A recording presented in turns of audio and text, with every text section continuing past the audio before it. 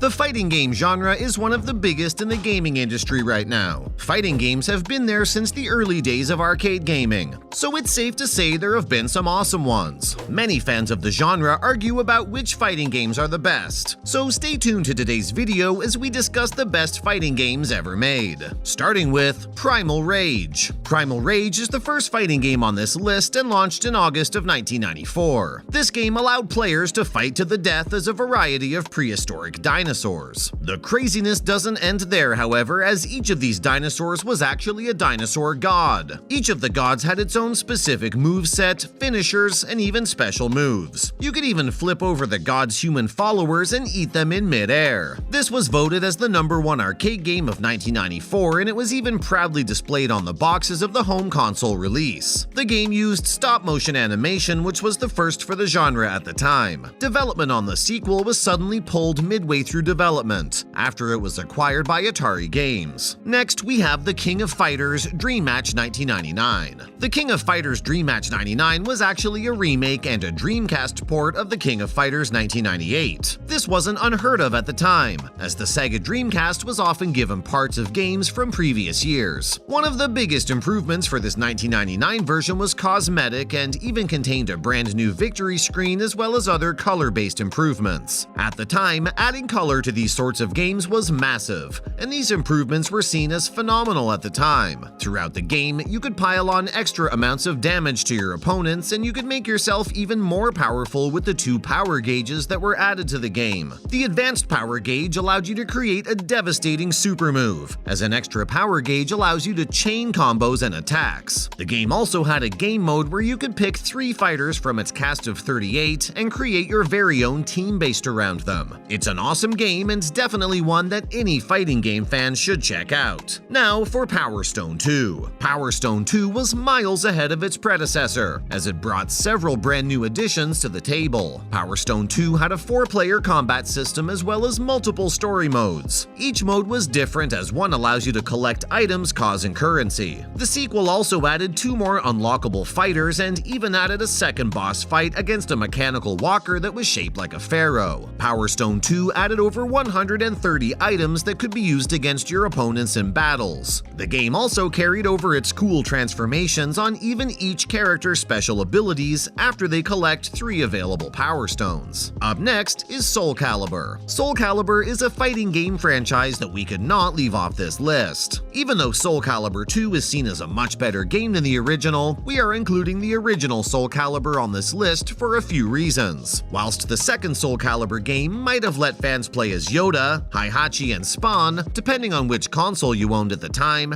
the first game will always hold a special place in many players' hearts. The first game introduced the ability to run around 3D stages freely, which made avoiding attacks much easier and feel much more natural than its predecessor, Soul Edge. The combat was just super good and every cast member felt super crisp. The eventual Dreamcast port of the game was a much better version than the original arcade and sold around 1 million copies at the time. This port also introduced various modes, such as survival and team battle, which would become synonymous with Soul Calibur later down the line. And now for Tekken 3. With touched-up gameplay features like improved graphics and faster gameplay, Tekken 3 was a vast leap forward when compared to its predecessors. It's also notable for introducing the third axis feature, allowing players to sidestep enemy attacks. Jumping was more realistic in terms of height, and the AI was toned down as well, vastly improving the fights. This is especially noticeable during the game's final fight against its main boss, True Ogre. Tekken 3 brought in a slew of brand new characters, including Hwoarang, Jin, and Mr. OP himself, Eddie Gordo. All told, this was a definitive high point for the series. Moving on to Super Smash Bros. Ultimate. Out of every Super Smash Bros. Game that we could include on this list, Super Smash Bros. Ultimate just has to take the cake. Despite many of the other Super Smash Bros. Games being helmed as much better than Ultimate, Ultimate takes the crown for being the most accessible game out of the lot. Super Smash Bros. Melee is definitely regarded as the best game in the series, but for competitive reasons. Despite fighting games becoming very competitive over the last few years, in their hearts they are mostly casual experiences. Super Smash Bros. Bros. Ultimate is known for its insanely wide cast of characters, as it takes every character from the previous Smash Bros. Games and adds additional characters from other franchises. The game even added 2 additional game modes and allowed every stage to change modes. The game had a massive story with various challenges allowing you to unlock each character along the way. The game also swapped up a few of the fan-favorite characters by giving them brand new special and ultimate moves. Overall, Super Smash with his Ultimate is definitely the best game in the series and the most accessible for any fan of the gaming industry. Super Smash Bros. Ultimate is known for having an insanely huge roster, and basically every popular gaming franchise in history is represented in some shape or form. Next on the list is Killer Instinct. From its epic 90s soundtrack filled with various techno and electric songs, its CD killer cuts is still one of the best things to listen to while working out, to its fast and iconic automatic combo system,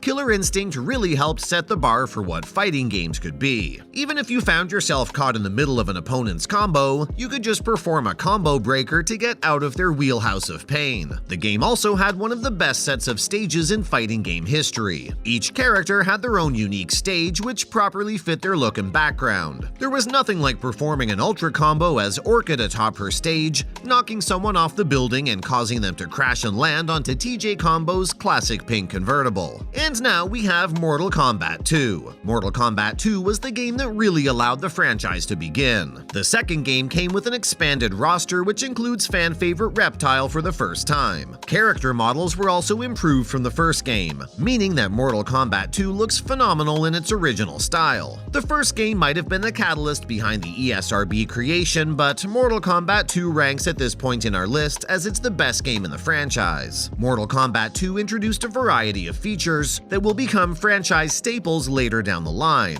Some of these features are characters having multiple fatalities and even stages having their own unique fatalities depending on where you kill someone on the stage. This game is just phenomenal and is definitely the best out of the original multi-combat games. Next up is Street Fighter II Turbo. Street Fighter II Turbo is the game that completely improved everything about the original Street Fighter II. Each and every one of the fighters in the game was given brand new animations and movements, as well as the ability to play at 3 different speeds. The game also introduced a bunch of super combos which were used to fill your gauge within a match. The game also marked the first appearance of fan favorite Akuma, who's only playable by a secret sequence on the select screen. His entrance is awesome and is deserving of such a fan favorite character that would appear in many other Street Fighter games in the franchise. He even takes down fan favorite M. Bison, giving himself one of the best entrances in Street Fighter history. Finally, we have Marvel vs. Capcom 2. Marvel vs. Capcom 2 has a sweet jazz-style soundtrack, a huge cast of characters, and a 3-part boss battle. Unlike the first game and X-Men vs. Street Fighter, the game allowed you to create teams of 3. This new feature also allowed you to stack your special meter to various levels. When you reach the max level, all 3 of your teammates would join together on screen and unleash a barrage of special moves onto your opponents. The game is just phenomenal and definitely one of the best fighting games in history. And that's the end of today's video. Hopefully you enjoyed this latest video. If you did, would you please let us know down in the comments section below? It would be very helpful. Make sure to like the video, comment down below, and of course subscribe to the channel with the notification bell rung. Thank you for watching today's video. Bye!